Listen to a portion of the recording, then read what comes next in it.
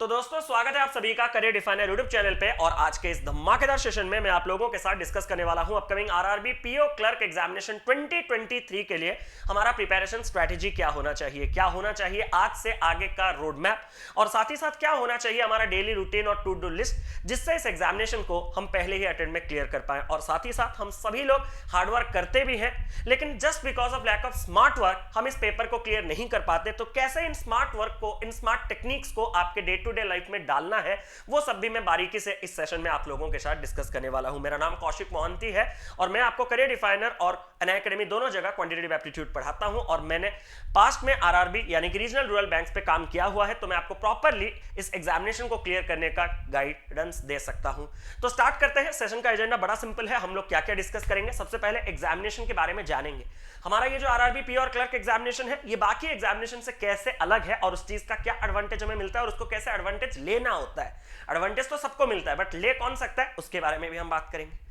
How to complete the syllabus and by when, कब तक हमारा सिलेबस परफेक्टली कंप्लीट हो जाना चाहिए ताकि आगे आने वाले दिनों में हमें सफिशिएंट टाइम मिल पाए प्रैक्टिस के लिए और मॉक टेस्ट के लिए, जिससे इस एग्जामिनेशन को क्लियर करने का चांसेस हमारा बढ़ सकता है। और साथ ही साथ how to prepare for mains exam simultaneously. आप सभी को पता है कि खाली प्री एग्जामिनेशन क्लियर करने से पेपर में सिलेक्शन नहीं होता, आपको मेंस एग्जामिनेशन भी निकालना पड़ता है। तो अगर हम इंतजार करेंगे कि प्री खत्म होगा और उसी के बाद ही मेंस की तैयारी पे चालू करेंगे, तो ये एग्जामिनेशन कहीं ना कहीं हमारा क्लियर नहीं हो पाएगा। तो प्री के साथ मेंस को कैसे साइमल्टेनियसली पैरेलली हमें लेके चलना है, इसके ऊपर भी हम डिटेल में बात करेंगे। तो सबसे पहला पॉइंट जो है आरआरबी पीओ और क्लर्क एग्जामिनेशन दूसरे एग्जामिनेशन से कैसा डिफरेंट होता है।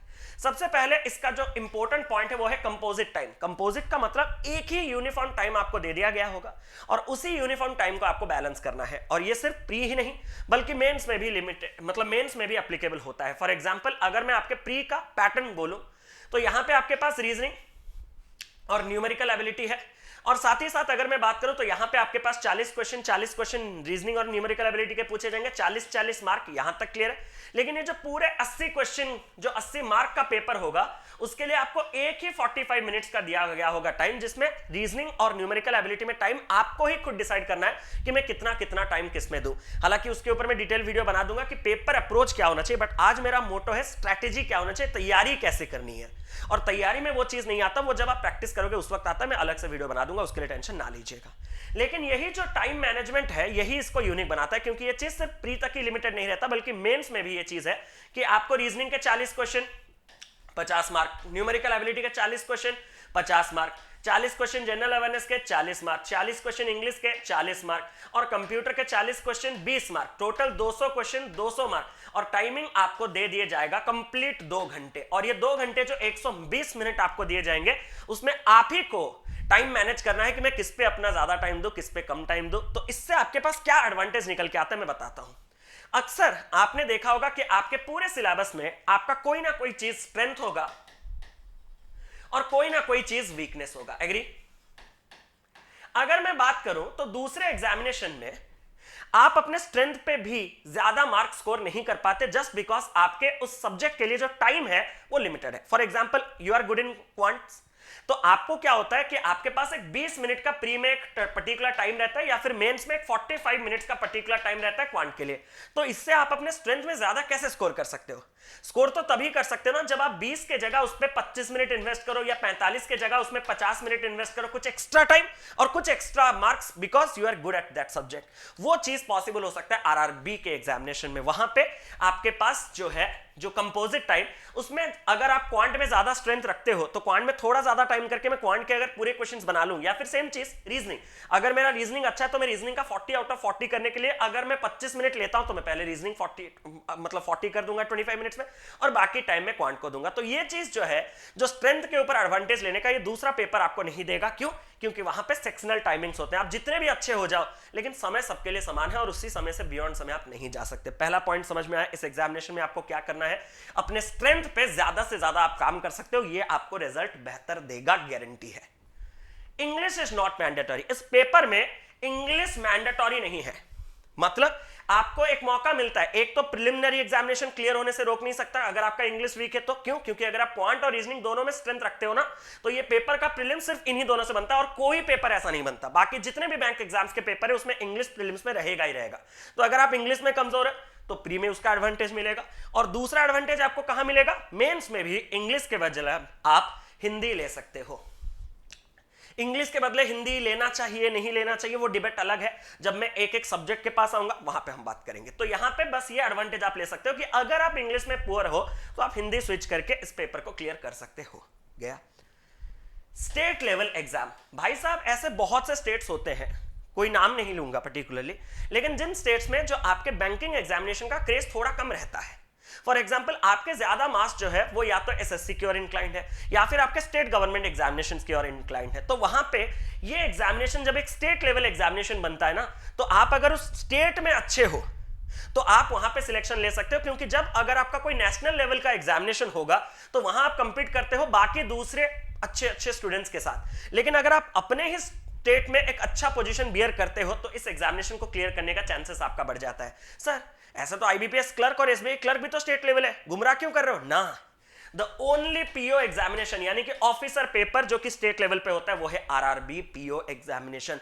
तो अगर आपका एक ऑफिसर बनने का मतलब सपना है वो भी बैंक एग्जाम्स में, और अगर आपके स्टेट में बैंकिंग का थोड़ा क्रेज कम है तो आप वहां पे अपने स्टेट में अगर बाकी स्टूडेंट से थोड़ा ज्यादा एफर्ट डाल दो तो वहां पे आपके सिलेक्शन के चांसेस बढ़ जाते हैं। ऑब्वियसली एक नेशन में जितने आपके कंपटीटर्स हैं उससे तो स्टेट में थोड़े कम ही कंपटीशंस रहते हैं, तो ये चीज का आप लोग ध्यान रख सकते हो। और ये मैं पर्टिकुलर कुछ कुछ स्टेट्स की बात कर रहा हूं, सारे स्टेट्स नहीं। जैसे कि कुछ पर्टिकुलर अगर मैं अपने उड़ीसा की बात करूं तो यहां पे बैंकिंग का क्रेज बहुत ज्यादा है, तो यहां पे ये चीज का एडवांटेज शायद ना ले सकते हो, मैं दूसरे अलग अलग चीज बात कर रहा हूं। तो ये बस ओवरऑल एक आइडिया है कि इस पेपर में क्या ऐसे अलग अलग चीजें हैं जो इसको अलग बनाता है बाकी एग्जामिनेशन से। How RRB PO is different from RRB clerk. Sir ये तो आपने दूसरे एग्जामिनेशन के साथ कह दिया, आरआरबी पीओ और क्लर्क में क्या अंतर है, एक ही अंतर, और जिसके चलते और दो अंतर निकलते हैं। क्या, जो लेवल ऑफ डिफिकल्टी है, डिफिकल्टी लेवल वो आरआरबी पीओ का थोड़ा ऊपर साइड में रहता है। जब उसका पेपर का लेवल थोड़ा ऊपर रहता है तो बच्चे ज्यादा अटेम्प्ट नहीं ले पाते, जब बच्चे ज्यादा अटेम्प्ट नहीं ले पाते तो कट ऑफ जो है वो ऑन ए लोअर साइड रहता है as compare to RRB clerk. And ये दो पॉइंट्स के साथ एक लास्ट पॉइंट भी मैं कहना चाहता हूं, no doubt the vacancy is dependent on the cut off is dependent on the vacancies, but मैं उसको अगर मर्ज ना करूं, खाली अगर मैं वैकेंसीज की बात करूं तो आरआरबी पीओ में जो आपके वैकेंसीज होते हैं हर साल वो थोड़े कम रहेंगे, और आरआरबी क्लर्क में जो वैकेंसीज है हर साल वो थोड़े ज्यादा रहेंगे। तो यही तीन अंतर है, एक लेवल ऑफ डिफिकल्टी पीओ का ज्यादा as compare to clerk, cut off PO का कम as compare to clerk, vacancies PO का कम as compare to clerk. Paper के बारे में जान लिए, पेपर का पैटर्न जान लिया, पेपर में कंपोजिट टाइम का कैसे हम स्ट्रेंथ को और ज्यादा स्ट्रेंथ करके हम बेनिफिट ले सकते हैं उसके बारे में डिस्कस किया। अब हम चलेंगे सिलेबस कंप्लीशन की ओर। सबसे पहले सिलेबस में हर एक सब्जेक्ट का एक एक करके आपको बताऊंगा कैसे कंप्लीट करना है, लेकिन यह सवाल है बाई व्हेन। अगर आज तक जो ये वीडियो देख रहा है अगर आपका सिलेबस कंप्लीटेड है ना तो आपके पास वे अहेड बहुत समय है अभी प्रैक्टिस करने का, वो तो मैं बताऊंगा कैसे। लेकिन अगर अभी तक आपने सिलेबस कंप्लीट नहीं किया तो जल्दी से सिलेबस कंप्लीट कीजिए, और आपको मैं टाइम दे रहा हूं, डेडलाइन आपका मान के चलिए कि जून लास्ट तक आपको आपका सिलेबस कंप्लीट करना ही करना है। क्यों? क्योंकि अगर मैं अपना जुलाई महीने मॉक टेस्ट और प्रैक्टिस और नए चीजों पे नहीं दूंगा तो मेरा जो स्पीड है वो आपके एग्जामिनेशन क्लियर करने के लायक नहीं बन सकता। तो मैं आपको ये टारगेट दे रहा हूं कि थोड़ा अपने स्पीड को बढ़ाइए सिलेबस कवरेज का, और जून लास्ट तक अपने सिलेबस को कंप्लीट करने का एक पूरा का पूरा अपने आप को टारगेट और प्रॉमिस दे दीजिए अगर आप इस एग्जामिनेशन को क्लियर करना चाहते हैं तो।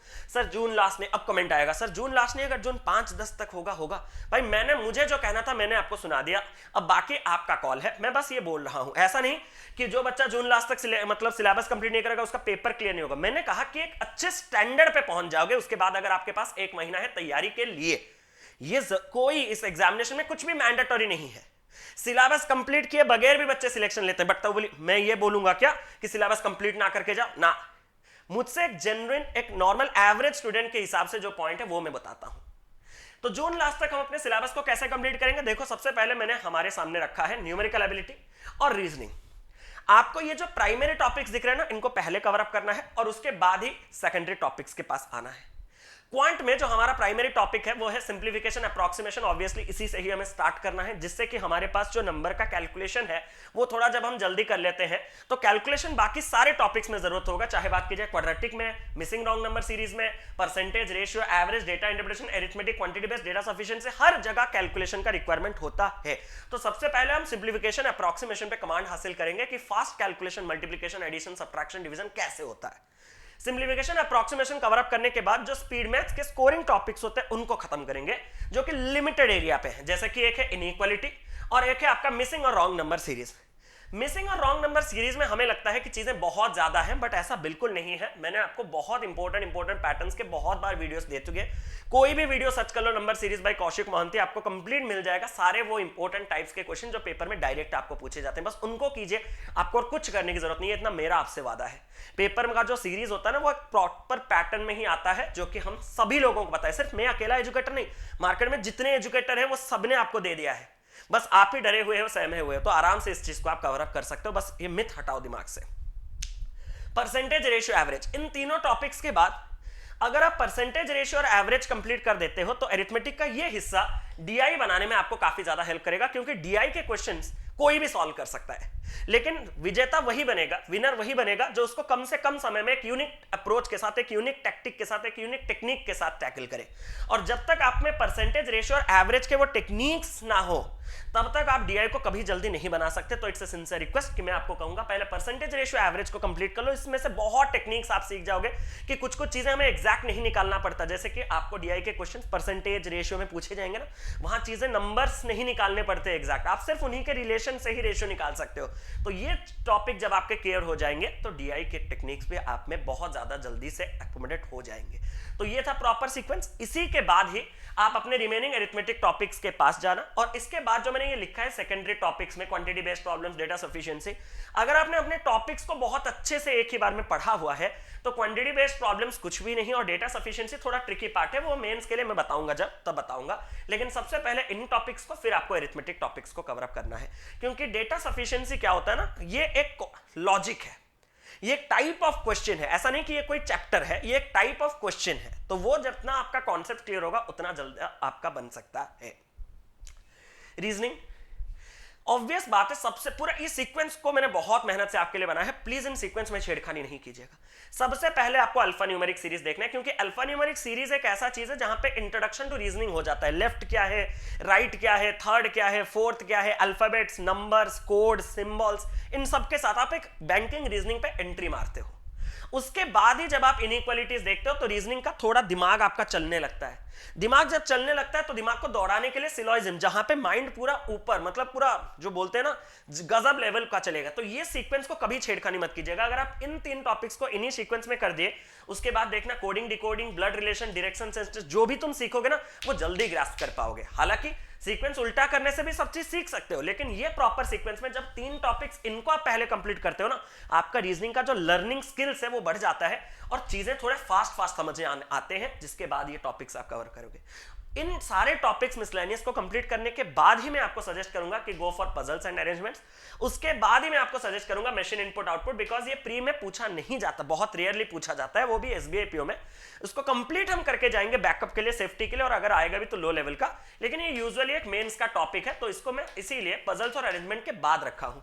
और उसके बाद कोडेड रीजनिंग, ये सारे के सारे आपके मेंस में आते हैं, जहां पे आपको coded inequality, coded syllogism, coded blood relation, coded distance direction test, conditional coding, ऐसे सारी चीजें आते हैं। तो ये सबसे लास्ट में हम पढ़ेंगे। सीक्वेंस यही रहेगा, क्वांट का और रीजनिंग का सीक्वेंस मैंने बता दिया। अब कहां से करना है, आप जिस भी एजुकेटर को फॉलो कर रहे हो प्रॉपरली, जिनके साथ आपका ट्यूनिंग कंपैटिबिलिटी बैठ गया है, फॉलो देम।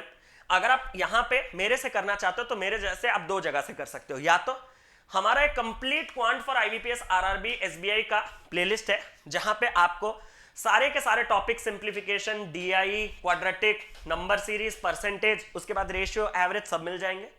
और इस प्लेलिस्ट में जो वीडियोस आपको नहीं मिलेगा वो वीडियोस आपको मिल जाएगा कंप्लीट अरिथमेटिक प्लेलिस्ट में। कंप्लीट अरिथमेटिक प्लेलिस्ट में ये 19 वीडियोस मैं आपको सजेस्ट करूंगा, डू इट। और जो बाकी रिमेनिंग टॉपिक्स हैं वो भी मैं आपको जल्द ही जल्द प्रोवाइड कर रहा हूं, जैसे कि कमिंग वीक अभी मैं पार्टनरशिप पे काम कर रहा हूं, पार्टनरशिप आपको 3-4 दिन में मिल जाएगा, फिर उसके एक हफ्ते के बाद आपको टाइम स्पीड डिस्टेंस मिल जाएगा। ऐसे ही करते करते जून 30 तक जो मैंने आपको डेट दिया है उसी डेट तक आपका कंप्लीट क्वांट कवर अप कर दिया जाएगा इसी करियर डिफाइनर यूट्यूब चैनल पे। तो आप इसको ब्लाइंडली फॉलो कर सकते हो और बहुत लोग इसको फॉलो कर रहे हैं, देख सकते हैं। आपको इस प्लेलिस्ट में विजिट आपको ऑलमोस्ट 2 मिलियन व्यूज मिल जाएगा। सिर्फ प्लेलिस्ट को आए हैं, विजिट किए हैं 2 मिलियन लोग। उसके बाद अंदर वीडियोस की अगर मैं बात करूं तो सारे वीडियोस यहाँ पे आप देख सकते हैं मिलियंस में, 2.4 मिलियन, 1.4 मिलियन, 1 मिलियन, 1.3, 1.1। तो इतने लोगों का ट्रस्ट इन वीडियोस पे है, मतलब इन वीडियोस में आपको क्वालिटी कंटेंट दिया गया है, इतना कौशिक मोहंती का आप सभी से वादा है। अगर आप YouTube पे नहीं करना चाहते, मेरे अनअकैडमी पे एक जगरनॉट कोर्स है, आप वहां से भी कर सकते हो। जगरनॉट कोर्स में मैंने और ज्यादा डिटेल में और चीजें, क्योंकि वहां पे समय लेके सारे लाइव लेक्चर्स हुए ना, ये तो मैंने रिकॉर्डेड दिया है। लाइव लेक्चर में आपके कोई डाउट्स हैं वो भी लिए गए हैं, कुछ एक्स्ट्रा क्वेश्चंस है, तो वो भी आपको जगरनॉट कोर्स में मिल जाएगा। तो अगर आप प्लस पे करना चाहते हो तो जगरनॉट कोर्स पे कर सकते हो। और इस चैनल पे रीजनिंग का भी आपको फाउंडेशन मिल जाएगा, जैसे कि कोई टॉपिक मैंने अभी कहा, अल्फा न्यूमेरिक सीरीज हो, इनइक्वालिटीज हो, सिलॉजिज्म हो, पजल्स हो, अरेंजमेंट्स हो। अगर आप मुझे देखना चाहते हैं उन वीडियोस को एक बार देखिएगा। अगर आपको ट्यूनिंग बैठा तो बहुत अच्छी बात है, नहीं तो आप जिनको भी रीजनिंग के लिए फॉलो कर रहे हैं उन्हीं के साथ जा सकते हो। चेंज बार बार मत कीजिएगा, आप ही परेशान होंगे। तो मैं आपको सीधा बता रहा हूं। अब यहां पे बात आता है इंग्लिश का। इंग्लिश लेना चाहिए या हिंदी लेना चाहिए? इस सवाल का उत्तर आपको वही दे सकता है जिसने सही में कभी ना कभी हिंदी का पेपर देखा हो। To be very honest and frank, मैंने आरआरबी का हिंदी का पेपर कैसा आता है आज तक देखा नहीं, तो मैं इस सवाल का जवाब आपको नहीं दे पाऊंगा। लेकिन अगर आप हिंदी सिर्फ दो चीजें सुन के ले रहे हो, क्या कि मेरा इंग्लिश वीक है, मेरा इंग्लिश वीक है, कंपैरिजन हिंदी के बात नहीं आया कि मेरा इंग्लिश वीक है तो मैं हिंदी ले लूंगा, वो मत कीजिएगा। एंड सेकंड चीज, अगर आप मॉक्स दे रहे हो और मॉक्स में आपको अच्छे मार्क्स मिल रहे हैं तो उसके भरोसे मत कीजिएगा। बस आपको सिलेक्शन के लिए एक रास्ता बता देता हूं, आपको प्रीवियस ईयर के क्वेश्चंस बनाने हैं।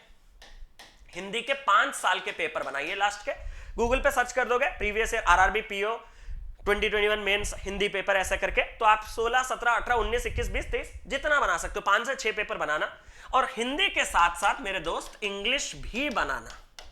तब आपको आइडिया लगेगा कि प्रीवियस ईयर पेपर, यानी कि जो एक्चुअली में एग्जाम में पेपर आता है, उसमें मेरा हिंदी और इंग्लिश में क्या अंतर आ रहा है। उसके बाद मुझे और पूछने की या किसी दूसरे को पूछने की जरूरत नहीं है, जो डिफरेंस है वही आपको आगे जाने के लिए हेल्प कर देगा। नहीं मुझे क्या लेना है, सारा रास्ता क्लैरिटी वहां आ जाएगा। तो प्लीज ये कीजिएगा। क्यों? क्योंकि मॉक में वो रिलेवेंट कंटेंट आपको नहीं मिलता जो एग्जाम में पूछा जाता है, बिकॉज ये इकलौता पेपर है ना जहां हिंदी आता है। अगर सारे पेपर्स में हिंदी आते तो मॉक्स भी उसके ऊपर ज्यादा एफर्ट डालते, थोड़ा मेहनत करते। लेकिन just because this is a solo examination where mains examination में हिंदी देखने के लिए मिलता है, तो मॉक्स वाले हाँ इसको थोड़ा एडजस्ट करके दे देते हैं। इट्स अ वेरी मतलब फैक्ट सही है। तो आप इस चीज को फैक्ट चेक करने के लिए आप प्रीवियस ईयर के क्वेश्चन थोड़ा देख लीजिएगा, आपको ज्यादा आइडिया मिल जाएगा। बात साफ। उसके हिसाब से अगर आप करोगे, अगर आप इंग्लिश करना चाहते हो, मैंने इंग्लिश जैसे किया था मैं आपको बता दूं, हालांकि मैं रीडिंग कंप्रेंशन पे ज्यादा फोकस नहीं कर रहा, बट आजकल बच्चे इंग्लिश में मार्क्स स्ट्रेच कर रहे हैं। मैं तो इंग्लिश को एक एज ए डिसेंट स्कोर से कट ऑफ क्लियरिंग के हिसाब से लेता हूं, क्योंकि मैं क्वांट और रीजनिंग में पुश कर देता हूं। बट अगर आप सारे सब्जेक्ट्स में एवरेज बन के जाना चाहते हो, you need to cover reading comprehension. मैं कभी आपको सजेस्ट नहीं कर पाऊंगा कि इसको ना जाओ। If you are good at quant and reasoning, then it's completely different thing कि आपने रीडिंग कंप्रेंशन को ड्रॉप डाउन किया। ग्रामर्स कंप्लीट करने हैं, error detection, fill in the blanks, cloze test, sentence rearrangement, sentence improvement, word swap, these are the primary topics you need to complete very fast. After that only आपको ये secondary topics, vocabs, synonyms, antonyms, misspelled words और idioms and phrases के पास जाना है। Misspelled word के लिए अगर आप मेहनत दे रहे हो तो आपसे बड़ा बेवकूफ कुछ नहीं है। इसको कोई सिखाता भी होगा मुझे पता नहीं, अगर नो ऑफेंस अगर कोई एजुकेटर सिखाते हैं, क्योंकि ये तो वर्ड के यूजेज और मतलब मिसस्पेल्ड स्पेलिंग कोई सिखाता होगा वो तो आप पढ़े होंगे जितना आपका बचपन से, या फिर आप रूट वर्ड से जितने वर्ड फॉर्मेशन जानते होंगे वो अलग बात है। तो मेरे ख्याल से इन टॉपिक्स को पढ़ना नहीं होता। सर इडियम्स एंड फ्रेजेस से क्वेश्चंस आते हैं, सिनोनिम एंड एंटोनिम से क्वेश्चन आते हैं। आप पेपर क्लियर भी किए थे या ऐसे ही पले आ रहे हो, बोल दे रहे हो कुछ भी? मैंने कहा नहीं वैसा नहीं, सिनोनिम एंटोनिम से आता है, वोकैबुलरी का भी इस्तेमाल आता है, ये भी आता है, सब आता है, मैं समझ रहा हूं। बट इनके पीछे आप जितना ज्यादा टाइम इन्वेस्ट करोगे, रिटर्न उतना ज्यादा नहीं आता। प्राइमरी टॉपिक्स में टाइम कम इन्वेस्टमेंट और रिटर्न ज्यादा, मैं उस बेसिस पे कह रहा हूं। सेकेंडरी का मतलब ये नहीं कि करना नहीं है। तो क्या तुम ये सोच रहे हो मेरे भाई कि तुम एरिथमेटिक नहीं करोगे? मेरे दोस्त एरिथमेटिक भी तो मैंने सेकेंडरी में रखा था, तो क्या एरिथमेटिक मना कर रहा हूं?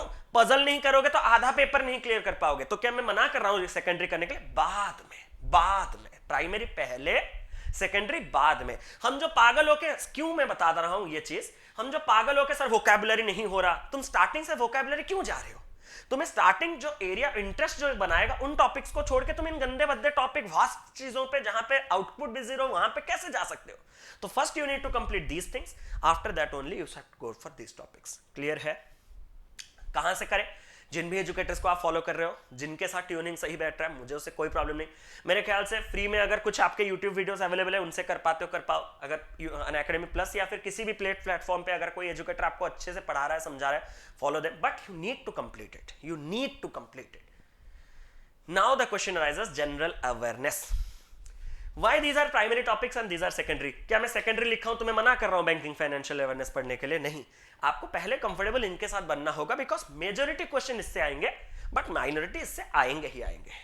मतलब ऐसा भी हो सकता है कि मेजोरिटी माइनॉरिटी यहां ये नहीं कि 80-20, 60-40 भी हो सकता है, 55-45 तक भी ये चीज जा सकता है, और 80-20 भी हो सकता है, 70-30 भी हो सकता है, but the majority paper will constitute from this part.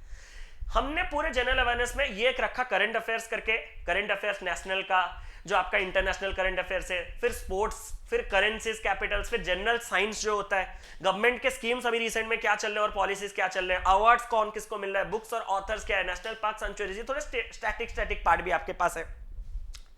इनसे तो क्वेश्चंस आपको पूछे ही जाते हैं, और वो भी अगर करंट अफेयर्स की बात करो तो आखिर के कितने महीने, लास्ट के 6 महीने से आपको करंट अफेयर्स सबसे ज्यादा पूछे जाते हैं. सर 8 महीने से आ सकता है, एक आध आ सकते हैं, बट सब कुछ 8 महीने तक जब आप पढ़ोगे, वही चीज है, इनपुट बहुत ज्यादा, एफर्ट बहुत ज्यादा, 8 महीने मतलब, और 2 महीने मतलब 33.33% एक्स्ट्रा पढ़ रहे हो, but outcome zero, because least negligible null amount of question will be asked from that part. So majority question will be asked from 6 months and the most majority question will be asked from the most recent thing. मतलब अगर आज आपका paper है सितंबर में mains का, तो अगस्त और जुलाई से सबसे ज्यादा क्वेश्चंस आपको देखने के लिए मिलते हैं. तो डू कवर द एग्जामिनेशन से सबसे पहले क्लोजेस्ट 2 महीने, वो ट्रेंड बन चुका है अभी, तो प्लीज इनका ख्याल रखिएगा. और ये जनरल अवेयरनेस करंट अफेयर्स के लिए आप क्या करोगे, अब देखो वो तो बताऊंगा, लेकिन पहले बैंकिंग का क्या क्या सिलेबस है. बैंकिंग में सबसे इंपॉर्टेंट कि करंट अभी बैंक में क्या चल रहा है, फाइनेंशियल वर्ल्ड में क्या चल रहा है, इंडिया में भी क्या चल रहा है और वर्ल्ड में क्या चल रहा है, फाइनेंस को लेके, पैसों को लेके जो भी न्यूज है वो कंप्लीट, आरबीआई और उसका monetary policy, budget, economic survey, banking reforms in India कि क्या क्या हुए हैं आपके, फिर साथ ही साथ bank accounts of special individual loans, इनसे क्वेश्चन आपको डेफिनेटली मिलते हैं. ARC, asset reconstruction companies, NPS, non performing assets, reconstruction of loans, bad loans क्या है, फिर आपके ये लोन्स क्या है, सब अलग अलग कैटेगरीज में जो लोन्स जाते हैं उनको सुधारने के लिए क्या सरफेसी एक्ट क्या होता है, सरफेसी एक्ट वगैरह, तो ये सारे के सारे बैंकिंग चीजें. रिस्क मैनेजमेंट क्या होता है, Basel norms, Basel 1, Basel 2, Basel 3, ये सब चीजें क्या होते हैं. Institutions, financial institutions most important part, RBI का काम क्या है, सेबी का काम क्या है, इंटरनेशनल मॉनिटरी फंड का काम क्या है, वर्ल्ड बैंक का काम क्या है, अदर्स, इनके हेडक्वार्टर्स वगैरह कहाँ है, इनके जो अभी CEO वगैरह हैं वो सब क्या है, सब कुछ, MD वगैरह कौन है, सब कुछ ये सब जानना होगा आपको ये वाले पार्ट में. अब देखो ये वाला पार्ट आपको एक प्रॉपर एक क्रोनोलॉजी के साथ, हायरार्की के साथ पढ़ना होगा, जैसे कि लिंक आप कर पाओ उसके, मतलब जैसे कि आपका अगर एसेट रिकंस्ट्रक्शन कंपनी का काम क्या है, जैसे कि आपके नॉन परफॉर्मिंग एसेट्स क्या होते हैं, लोन, बैड लोन से नॉन परफॉर्मिंग एसेट्स होते हैं, तो ये लिंक करके आपको पढ़ना होता है. इसके लिए तो मैं आपको सजेस्ट करूंगा blindly go with Kapil sir, सीधा कपिल सर को आप फॉलो कर सकते हैं इस चीज के लिए. उनके जो भी YouTube लेक्चर्स हैं बैंकिंग अवेयरनेस के, उनको कवर अप करो, और साथ ही साथ कपिल सर के प्लस पे पूरा का पूरा पेड बैच में कंप्लीट किया गया है बैंकिंग अवेयरनेस, इसको एक बार कंप्लीट कर दो.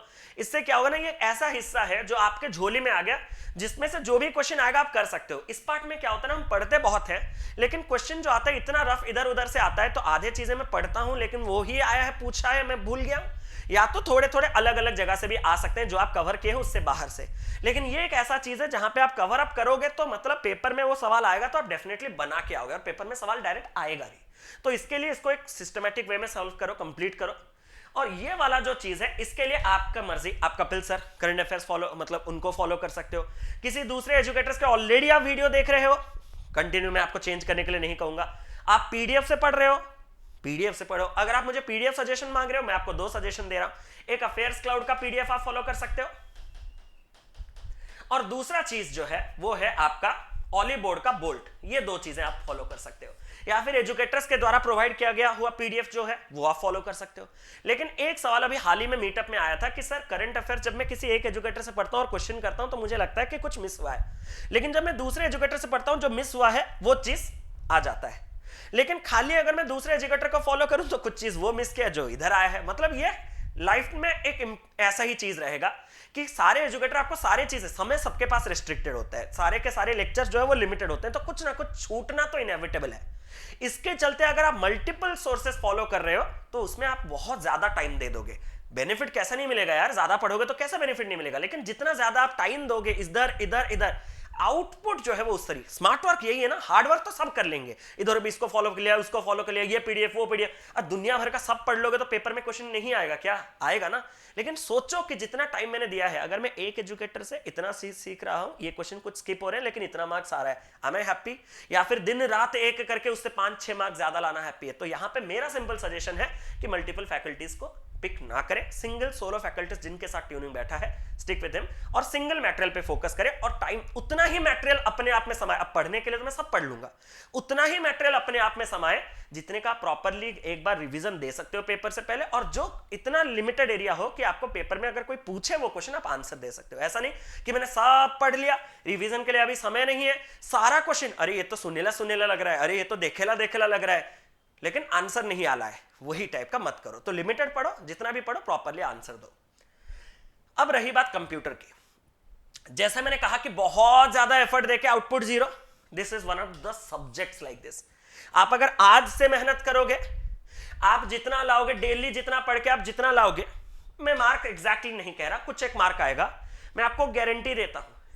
आपका प्रीलिम्स खत्म होने के बाद, मैं ये नहीं कहता रिजल्ट आने के बाद, प्रीलिम्स खत्म होने के बाद, जब आपको स्पीड का मतलब लफड़ा नहीं रहेगा, जब आपको प्री का प्रैक्टिस थोड़ा छोड़ने के बाद थोड़ा समय मिलेगा, उसके बाद से भी कंप्यूटर का ये पूरा का पूरा syllabus, fundamentals of computers, history of computers, future of computers, basic knowledge on internet, networking, computer shortcut keys, MS office, database, ये तो बहुत इंपॉर्टेंट है। Security tools, virus, hacking, trojans, input and output devices, computer languages पूरा C++ पढ़ोगे क्या? बस उनके बारे में overall look idea.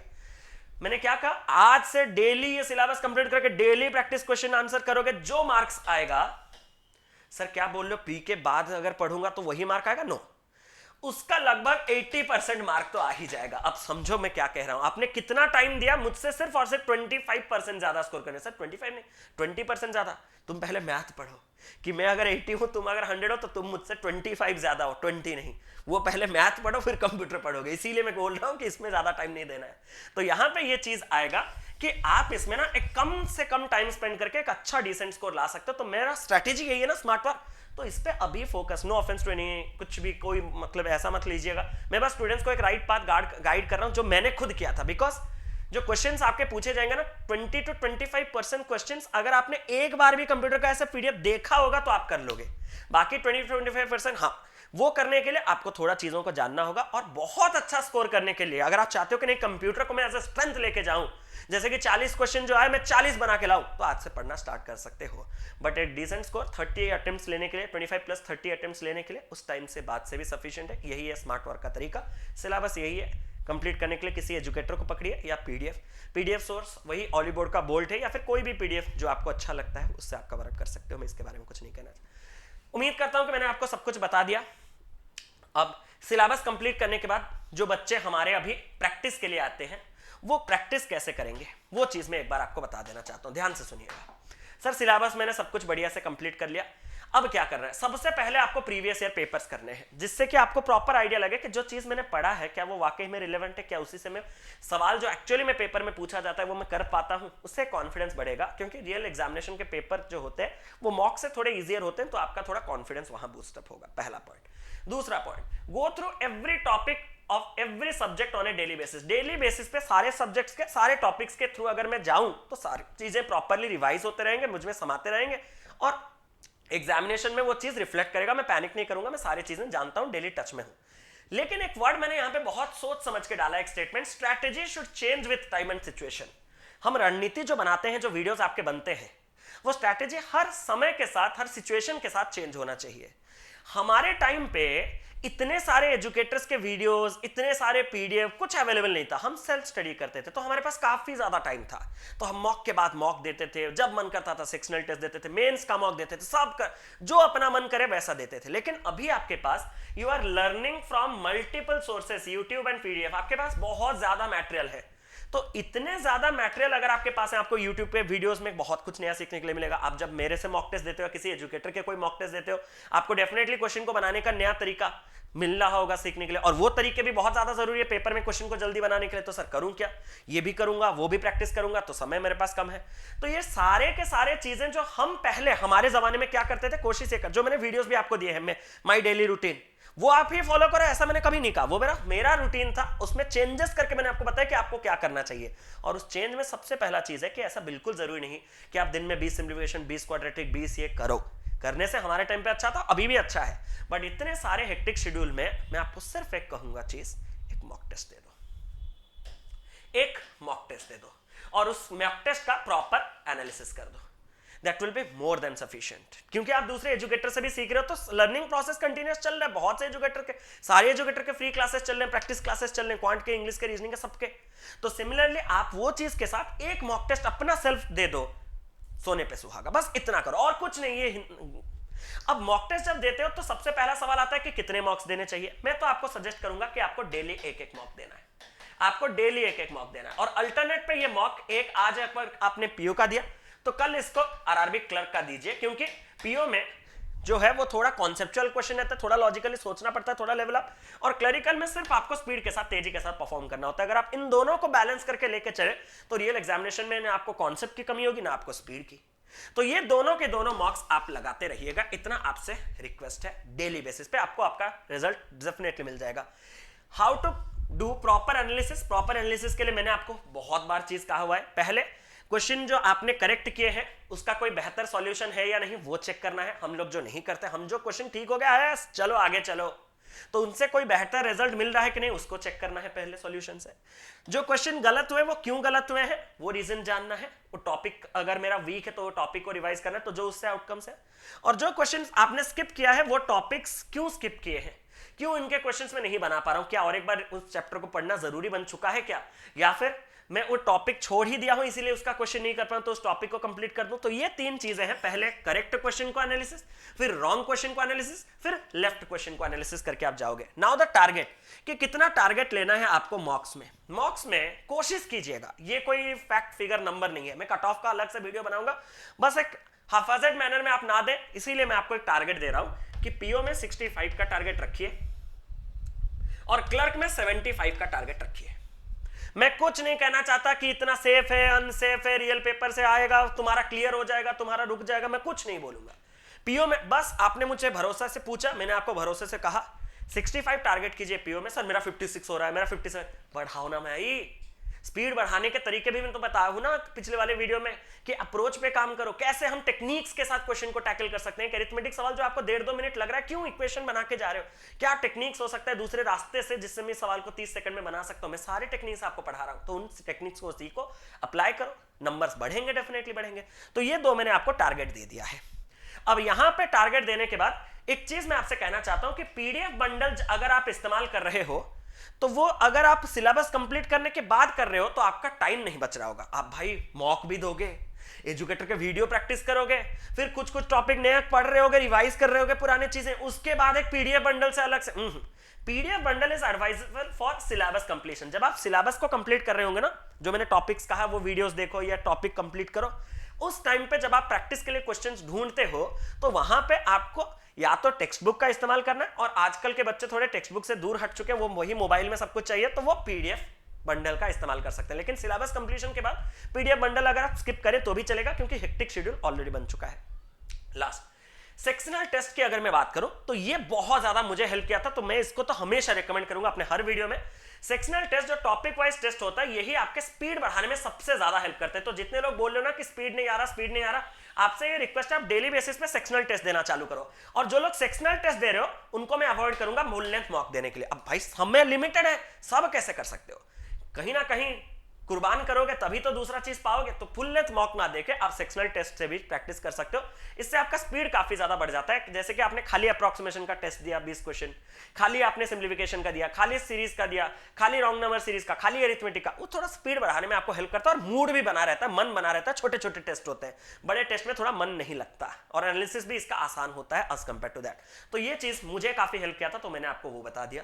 And starting RRB PO crash course on YouTube soon, मतलब क्या है, जल्द ही यूट्यूब पे मैं आपके लिए आरआरबी पीओ का क्रैश कोर्स, जहां पे सारे टॉपिक वाइज इंपॉर्टेंट क्वेश्चन वो यूट्यूब पे लाऊंगा। ये इनिशिएटिव कैसा लगा मुझे एक बार कमेंट करके जरूर से बताइएगा। अभी भी है, वीडियो खत्म नहीं हुआ है। पहले तो अगर आपको प्रीवियस ईयर के क्वेश्चन चाहिए तो मैंने एक नो योर पेपर का सीरीज स्टार्ट किया था यूट्यूब पे, वो आप फॉलो कर सकते हो। नो योर पेपर सर्च कर दीजिएगा, Kaushik Mohanty, RRB PO, RRB clerk, RRB PO mains, RRB clerk mains, आपको मिल जाएंगे सारे वीडियोस। या तो आपके पास एक प्रीवियस ईयर प्रीलिम्स क्वेश्चंस का प्लेलिस्ट है, वहां से आपको जो भी एग्जामिनेशन का जो भी चीज चाहिए वो मिल जाएगा, सारे पुराने पेपर वहां पे पड़े हुए हैं, प्रीवियस ईयर प्रीलिम्स क्वेश्चन। एक और कि सर ये सारे चीजें हो गए, मैं ना एजुकेटर का वीडियो देख पा रहा हूं, कुछ नहीं, मैं तो सेल्फ प्रैक्टिस पे डिपेंडेंट हूं, मेरे पास कोई पीडीएफ भी नहीं है, मैं मतलब इन्वेस्ट नहीं कर पा रहा हूं, पैसों की थोड़ा प्रॉब्लम है। तो भाई मेरे आपके लिए 70 वीडियोस रखे हुए हैं बैंक एग्जाम्स 2023 प्रीलिम्स के प्रैक्टिस सेशन में, उन सारे पीडीएफ आपको टेलीग्राम पे मिल जाएंगे, उन सारे पीडीएफ को डाउनलोड करके क्वेश्चन चलाना स्टार्ट करो। जो सॉल्यूशन मतलब जो क्वेश्चन बनेगा भी नहीं उसका डिटेल सॉल्यूशन वीडियोस में मिल जाएगा। और क्या चाहिए आपको? ये सिर्फ बहाना है कि सर मुझे ये चाहिए वो चाहिए, नहीं, अगर आपको करना है ना तो सब चीजें अवेलेबल है, सिर्फ मैं ही नहीं, ऐसा नहीं कि मैं ही अकेला करवा रहा हूं, आपके लिए लगा हुआ हूं, सारे एजुकेटर्स आपके लिए लगे हुए हैं, सारे एजुकेटर्स क्लासेस ले रहे हैं। ये आप ही हो जो बहाना देते हो, हाँ या ना, ये सिर्फ आप ही हो, दूसरे के ऊपर कभी ब्लेम मत देना, सारी चीजें अवेलेबल है, फ्री ऑफ कॉस्ट अवेलेबल है, तो ऐसा मत सोचिएगा, ठीक है? तो वहां से कर सकते हो। अब लास्ट चीज, how to prepare for mains examination simultaneously. सबसे पहले मेंस की तैयारी आप कर रहे हो, जब आपको मैंने कहा ना कि मेरे कंप्लीट एरिथमेटिक का प्लेलिस्ट देखो, उस कंप्लीट एरिथमेटिक का प्लेलिस्ट जब आप देखने गए होंगे तो आपको ये मैं गारंटी देके कह रहा हूं, हर एक चैप्टर परसेंटेज हो, रेशियो हो, एवरेज हो, प्रॉफिट लॉस हो, टाइम, उसके लास्ट के 1.5 घंटे देखना, हर एक में मेंस का क्वेश्चन है। और सिर्फ मैं ही नहीं, सारे एजुकेटर जब आपका कोई टॉपिक पढ़ाता है ना तो वो कोई कॉन्सेप्ट नहीं छोड़ता, और वही कॉन्सेप्ट से ही मेंस के क्वेश्चंस बनते हैं। बस मेंस के क्वेश्चन का मतलब जो लॉजिक है वो 2-3 लॉजिक के ऊपर डिपेंडेंट रहता है, इसलिए आप नहीं लगा पाते हो। बट इसका मतलब ये कभी मत सोचिएगा कि आपके चीजें पढ़ाई नहीं गए। तो जिस भी एजुकेटर से आप पढ़ रहे हो ना, क्वांटिटेटिव एप्टीट्यूड या रीजनिंग, वो जब पढ़ाया होगा उसी कॉन्सेप्ट में उसने प्री प्लस मेंस का कॉन्सेप्ट पढ़ाया। तो ये तो सोचना अलग कर दीजिए कि मैं मेंस का तैयारी बाद में करूंगा, ऐसा नहीं होता। मेंस का तैयारी आपको ऑटोमेटिकली साइड बाय साइड करवाना चालू कर दिया गया है एजुकेटर ने। अब आपको बस खुद को थोड़ा क्योंकि जब प्री के क्वेश्चन से आप मेंस को शिफ्ट करते हो ना तो समय जो ज्यादा लगता है, यहां पे 1.5 मिनट में बनना था, वहां 5-6 मिनट में नहीं बनेगा। ये पेशेंस डेवलप करो। मान लो कि मेंस का क्वेश्चन थोड़ा टाइम लेगा, आप जो 3-4 मिनट में अपना पेशेंस लॉस्ट कर देते हो, इसीलिए आपका सिर्फ एक चीज, सर मेंस के क्वेश्चन नहीं बनते। अरे थोड़ा समय दे के देखना मेरे भाई। तो ये गड़बड़ मत कीजिएगा, पहले प्रीवियस ईयर का पेपर लगाइए, वहां से आपको एक रफ आइडिया लग जाएगा कि पेपर का लेवल ऑफ डिफिकल्टी वाकई में क्या है। वही नो ईयर पेपर का सीरीज देख सकते हो, या फिर प्रीवियस ईयर मेंस क्वेश्चन का एक प्लेलिस्ट है, वहां उसको फॉलो कर सकते हो, जिससे आपको पता चलेगा अरे यार ये सब लोग जो बोलते हैं मेंस के क्वेश्चन नहीं बनते, मुझसे तो बन रहे हैं, क्या मैं सर्वशक्तिशाली हूं? तुम नहीं, सब हैं, बस गुमराह किया जाता है। तो आप कर सकते हो, आप में कॉन्फिडेंस रखो कि मैंने पढ़ा है तो कैसा नहीं होगा, बस थोड़ा समय लगेगा, थोड़ा पेशेंस चाहिए, थोड़ा धैर्य चाहिए। मेंस का मॉक टेस्ट बहुत ज्यादा इंपॉर्टेंट है, क्योंकि वहीं पे ही आपको सबसे ज्यादा लेटेस्ट क्वेश्चंस और लेटेस्ट चीजों के साथ साथ जब आप उसके सॉल्यूशन से ही खुद सीखने चालू करते हो चीजों को, तो आप में बेटर जो ब्रेनस्टॉर्मिंग होता है और चीजों को नए नए तरीके से सॉल्व करने का आइडिया खुद से लगता है। तो मेंस का मॉक टेस्ट मस्ट है। स्टार्टिंग जब आप करोगे तो एक मॉक एक वीक में, जब आप ना आज अगर आपका सिलेबस कंप्लीट है तो मैं आपको रिक्वेस्ट करूंगा एक वीक में दो मॉक लेने की कोशिश करो। जो एक वीक में एक दे रहा है उनको मैं कहूंगा कि आप सिर्फ आरआरबी पीओ का ही मॉक दो, क्लर्क का मत दो, मैं कह रहा हूं, भरोसा रखो भाई को। और जो एक वीक में 2 मॉक दे रहा है वो एक पीओ का दो और एक क्लर्क का दो, और साथ ही साथ उसका प्रॉपर एनालिसिस, सेम चीज सॉल्यूशन देख के सीखना है। लेकिन सॉल्यूशन बस मैंने बार बार कहा है इंस्टेंटली नहीं देखना, थोड़ा दिमाग लगाओ, 10 मिनट 15 मिनट 20 मिनट एक क्वेश्चन में बैठना सीखो। आपका क्या है, अरे 20 मिनट में 1 मार्क का क्वेश्चन नहीं हो रहा, नहीं होगा रियल एग्जामिनेशन में भी। तो वही चीजें सीखना होता है, ये है प्रोसेस, इसमें टाइम देना पड़ता है। टाइम देना जो सीखेगा उसको बाद में टाइम कम लगेगा, जो अभी से टाइम नहीं देगा और बाद में भी टाइम नहीं देगा उसके पास टाइम कभी आएगा ही नहीं। तो स्टार्टिंग में ये चीज कीजिए, बस एक मॉक और उसके सॉल्यूशन से सीखिए। और साथ ही साथ वीडियो लेक्चर्स जो भी यूट्यूब पे या फिर जिनसे भी आप पढ़ते हो, वो जो भी प्लस पे मेरे मेंस के बैचेस चल रहे हैं उनको आप फॉलो कर रहे हो करो। जो मेरे यूट्यूब पे मेंस के लेक्चर्स हैं उनको देखो, दूसरे एजुकेटर के यूट्यूब पे मेंस के लेक्चर है उनको देखो, जहां से जो देखना है। जैसे कि यहाँ पे यूट्यूब पे मेंस लेवल का डेटा इंटरप्रिटेशन है पूरा का पूरा प्लेलिस्ट, उसको कंप्लीट करो। क्वांटम कैट का प्लेलिस्ट मैंने आपके लिए कंप्लीट, अरिथमेटिक का मेंस है ये पूरा, वो कंप्लीट करो, या फिर प्लस पे कंप्लीट करो। मैंने यूट्यूब पे भी स्टार्ट कर दिया ऑलरेडी मेंस का नंबर सिस्टम वाला डीआई, पहला डीआई, उसको एक बार देखो, उसके बाद कंटिन्यूएशन पे मैं अलजेब्रा वगैरह सब कुछ एक एक करके आपके लिए दे दूंगा। तो आप बस कंटिन्यूएशन पे रहो, मेंस का प्रैक्टिस करते रहो। लेकिन अभी से अगर आप मेंस को पूरा छोड़ दोगे ना तो सिलेक्शन नहीं हो पाएगा, इतना गारंटी है मेरा। तो यही था जो चीजें मुझे लगा इंपॉर्टेंट, मैंने आप सभी के साथ शेयर कर दिया है। मेरा इंट्रोडक्शन तो आप लोग जानते ही होंगे, मेरा नाम कौशिक मोहंती है और मैं आपको यहाँ पे और साथ ही साथ अनअकैडमी पे पढ़ाता हूँ। तो अनअकैडमी पे मुझे फॉलो कर लीजिएगा, वहाँ पेड के अलावा फ्री क्लासेस भी आपके चलते हैं प्रैक्टिस वाले, तो जरूर से उन क्लासेस को देखिएगा।